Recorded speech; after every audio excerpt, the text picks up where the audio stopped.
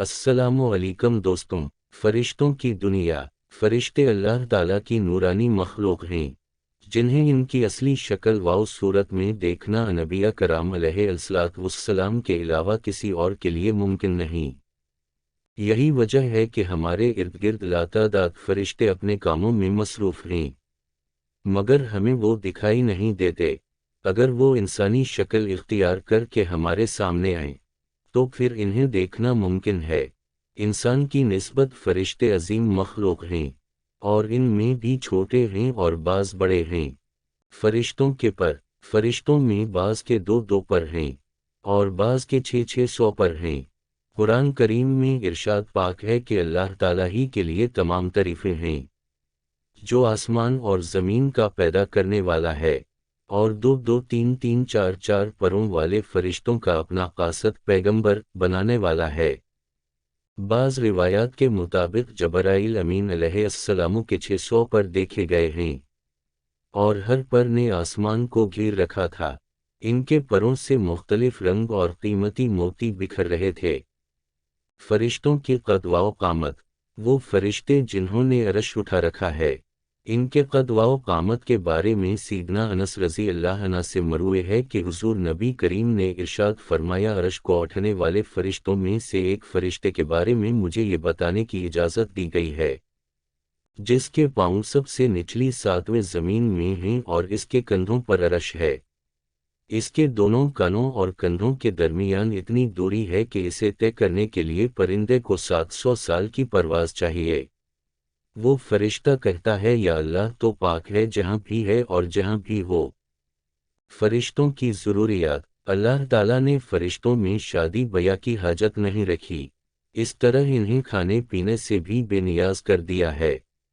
इसकी वजाहत कुरान मजीद में मज़कूर सीदना इब्राहीम अलैहिस्सलाम के इस वाक़े से होती है, जिसमें है कि इब्राहीम अलैहिस्सलाम के पास फरिश्ते आए, तो आप अलैहिस्सलाम इनके लिए फ़ौरा गोश्त लेकर आए, मगर इन्होंने इसे तनावल नहीं किया। अल्लाह ताला ने फरिश्तों को बीमारी, सुस्ती, काहिली, दिक, तकलीफ, थकावट और इक्ताहट वगैरह से महफूज रखा है। वो दिन रात फ़कत अल्लाह की अताअत में अपने कामों में मसरूफ़ रहते हैं। कुरान मजीद में बयान हुआ कि आसमानों और ज़मीन में जो कुछ है उसी अल्लाह का है, और जितने इसके पास फरिश्ते हैं वो इसकी इबादत से ना सरकशी करते हैं और ना थकते हैं।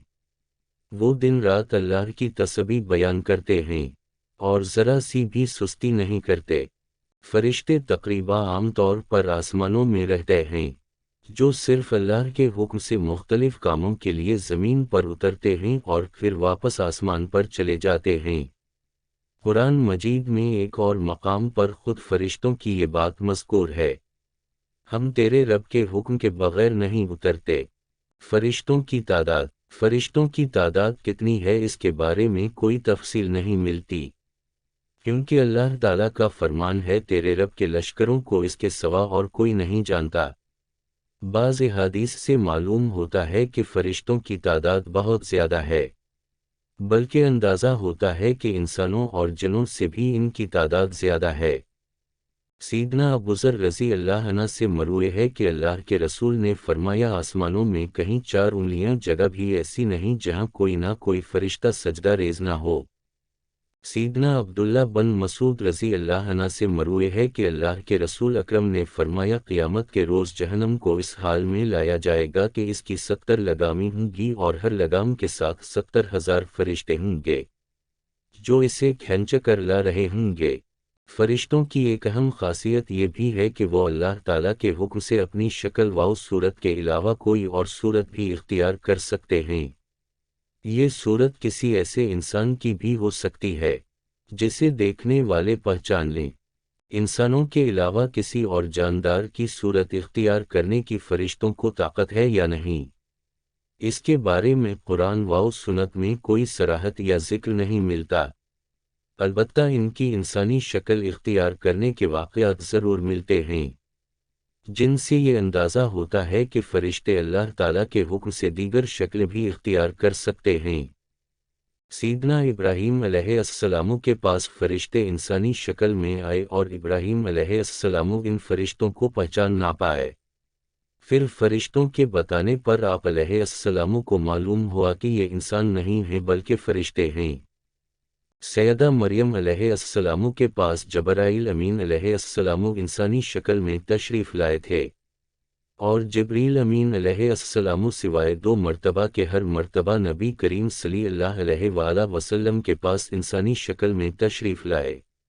اللہ تعالیٰ نے فرشتوں کو انسانوں اور جنوں سے کئی گنا زیادہ قوت و طاقت عطا کر رکھی ہے۔ حضور نبی کریم نے جب طائف کے مقام پر وہاں کے لوگوں کو اسلام کی دعوت پیش کی تو آپ صلی اللہ علیہ وآلہ وسلم پر وہاں کے لوگوں نے ظلم و جبر کی انتہا کر دی اور حضور نبی کریم کو لہو لہان کر دیا۔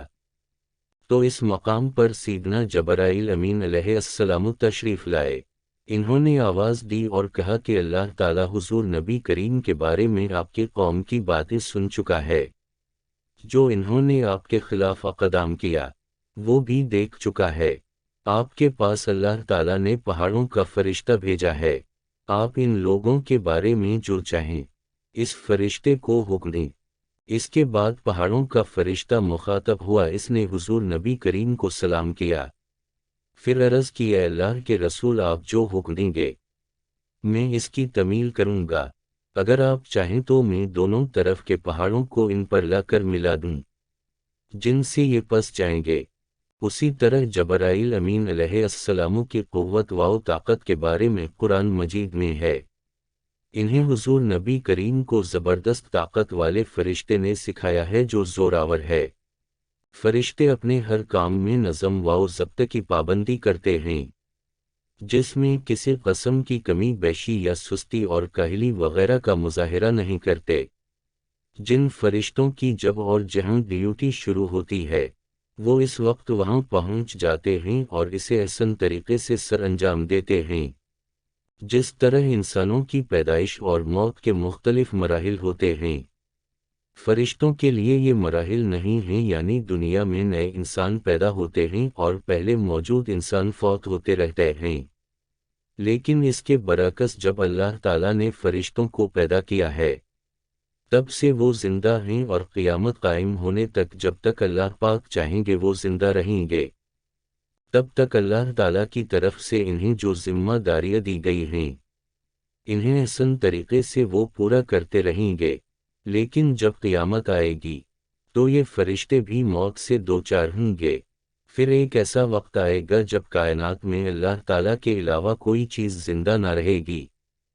اسی صورتحال کو قرآن مجید میں اس طرح بیان کیا گیا ہے، زمین پر جو ہیں سب فنا ہونے والے ہیں، صرف تیرے رب کی ذات جو عظمت اور عزت والی ہے وہی باقی رہ جائے گی۔ اسی طرح ایک اور مقام پر ارشاد ہوا کہ ہر نفس کو مرنا ہے۔ ویڈیو اچھی لگے تو ویڈیو کو لائک کریں اور چینل سبسکرائب کر دیں۔ شکریہ۔